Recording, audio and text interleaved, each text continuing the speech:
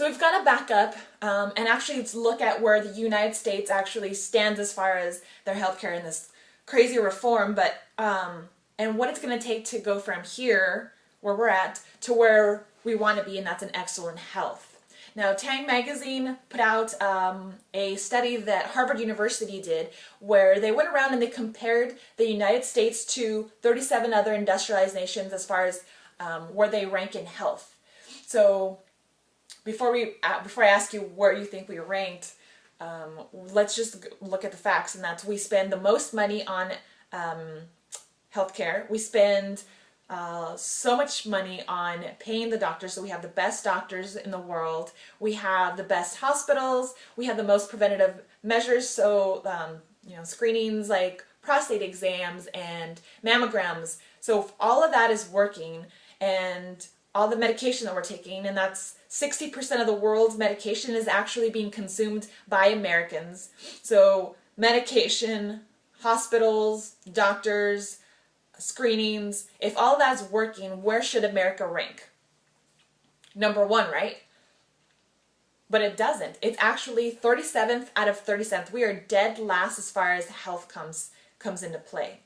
Now, I'm not bashing medicine. They are good people, but what they're taught in school is how to manage pain, and that's through drugs, and if that doesn't work, then with surgery. That's what they're taught. They're not taught how to get people well or to get people healthy.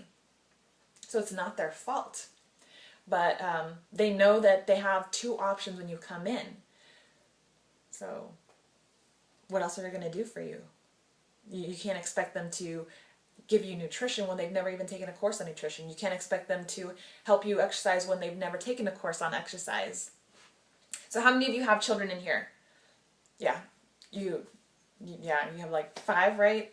So when one of them gets sick, where do you take him?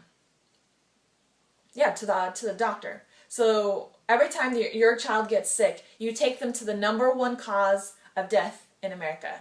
So when that happens, you bring them in, the doctor says, okay, here's this medication, and if that doesn't work, you come back, and then he gives you what? Another medication. If that doesn't work, he'll give you what? Another medication. And when that doesn't work, they'll cut something out because that's all they knew. No, drugs and surgery. Now, don't get me wrong, because if you end up with high blood pressure and it shoots up to 300, go to the hospital. They're going to bring down that blood pressure, and they're going to get you stable, because 300 is a dangerous level to be at. That's a crisis situation. But now that you're on that medication, what should you be doing over the next 3 to 4 weeks?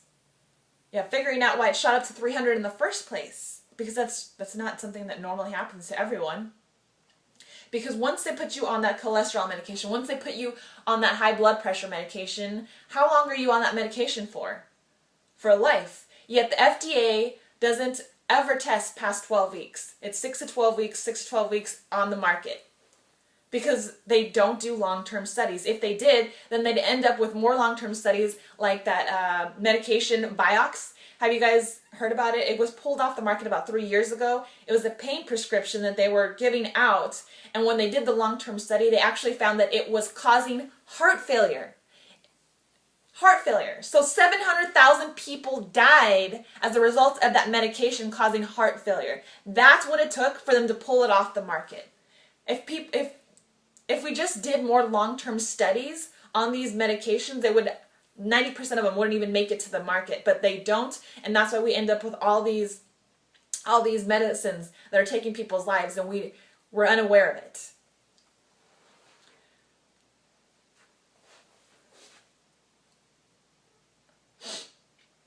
And it's ridiculous that we have to be going through 700,000 people to have to die for them to pull a drug off the market. I don't know about you, but it sickens me.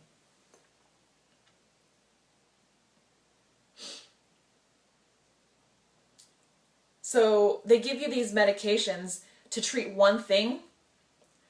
So that, let's say they're giving you that high blood pressure medication to lower your blood pressure, but then it ends up causing a side effect. But really it's a direct effect, because does high blood pressure medication work? Yeah, it does. It'll lower your blood pressure, but at the same time, it's directly eating the lining to your stomach. So these medications are designed to pinpoint your health.